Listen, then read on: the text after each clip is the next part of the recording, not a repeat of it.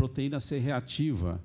A proteína C reativa é um exame que, na ausência de outros fatores de inflamação, como uma infecção pulmonar, respiratória, ele tem um valor preditivo muito grande. Ele pode indicar se esse indivíduo tem uma tendência de desenvolver essa inflamação na parede das artérias. Essa inflamação é muito importante porque um endotélio, essa parte interna desses tubos inflamado, ajuda a depositar cálcio, as artérias vão ficando endurecidas, com o tempo elas vão entupindo, vão obstruindo.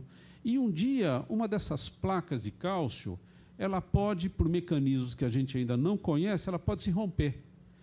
Quando ela se rompe, o que acontece? Acontece a formação de um coágulo. É como se eu cortasse aqui a superfície da mão, forma um coágulo, aquela substância marrom, só que forma dentro da artéria, dentro do tubo que leva o sangue e o oxigênio para o resto do organismo.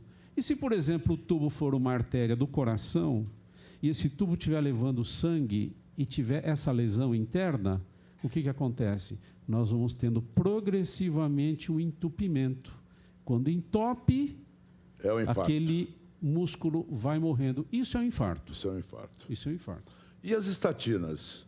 As estatinas, elas sem dúvida mudaram o panorama das doenças circulatórias, não só cardíacas, cerebrais, da periferia, elas mudaram. Hoje em dia é muito comum a gente encontrar uma pessoa tomando estatina. A estatina realmente é de um valor extraordinário, só que nós não podemos alterar a história natural dos fatores, dos fatos. Nós devemos sempre fazer uma dieta. A estatina é muito importante.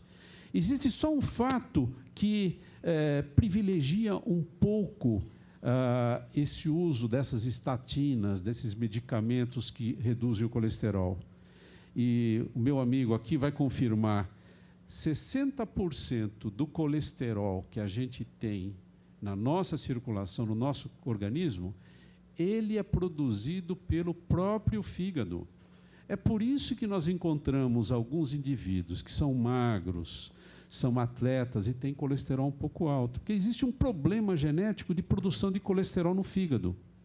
A dieta é importante? Muito importante. Se eu conseguir reduzir esses outros 40%, fazendo exercício, uma dieta saudável, ótimo. Se não for possível, eu tenho que usar esse tipo de medicação. Sempre, como você sempre faz questão de anunciar, sempre sob orientação médica, porque existem efeitos colaterais, não só da estatina, de qualquer tipo de medicamento. A história do vinho tinto, há alguma restrição do vinho tinto? Porque parece que há quase uma concordância unânime de que vinho tinto, tomado com moderação, é uma boa coisa para o coração e para o resto do organismo. Ele é muito bom para o coração, desde que seja tomado numa quantidade determinada. E, nesse aspecto, os pacientes, de uma maneira geral, eles costumam cumprir as prescrições de uma maneira, assim, muito rigorosa, até exagerada. Ah, é bom tomar vinho, doutor? Então vamos tomar 2, 3, 4 taças. Aí já é mal. Existem gráficos que mostram, por exemplo, em relação à pressão arterial, se o indivíduo não toma nada de álcool, a pressão é um pouquinho mais elevada. Se ele toma um pouco, 100 gramas, a pressão já abaixa. Se ele toma 2, 3 taças, querendo cumprir com rigor a prescrição, aí a pressão vai lá para cima.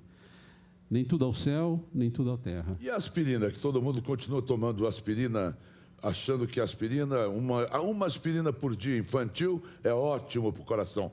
É verdade isso, doutor Elias? Veja, existe uma verdade nisso. Há muitos anos atrás, já, se não me engano, 10, 15, 20 anos, foi feito um estudo em que, após esse estudo, chegou-se à conclusão de que se um paciente, por exemplo, vamos supor que você tenha alguém que esteja no mato e ele tem um infarto, algumas pessoas têm um infarto, aqueles que tomarem um comprimido de aspirina vão ter um índice de mortalidade menor.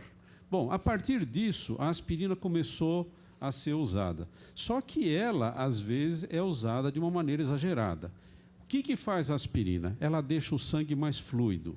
Quando que é importante deixar o sangue mais fluido?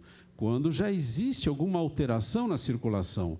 Se eu tenho uma artéria lisa, se eu não tenho nada, não adianta eu tomar aspirina, mesmo porque muitas pessoas que tomam aspirina têm efeitos colaterais da aspirina. Tem pessoas que têm alergia à aspirina, tem pessoas que têm irritação gástrica, gastrites, tem pessoas que mesmo tomando essas aspirinas revestidas, protegidas, elas não conseguem, têm sintomas digestivos. Então também tem que ser indicado. Não adianta tomar de uma maneira assim inconsequente. Mesmo porque a aspirina, deixando o sangue mais fluido, existem chances de um sangramento maior em situações de urgência. São discretos. Hoje em dia, não se suspende a aspirina para fazer alguns tipos de procedimentos, como se fazia antigamente, mas a aspirina, deixando o sangue fluido, propicia haver um maior sangramento. A aspirina está indicada em pessoas que têm doença circulatória comprovada, aí sim eles têm que tomar. Doutor Elias, muito obrigado. Vamos aplaudir o doutor Elias Nobel. Obrigado. Vamos aos comerciais, eu volto daqui a pouquinho. Vamos continuar o nosso check-up.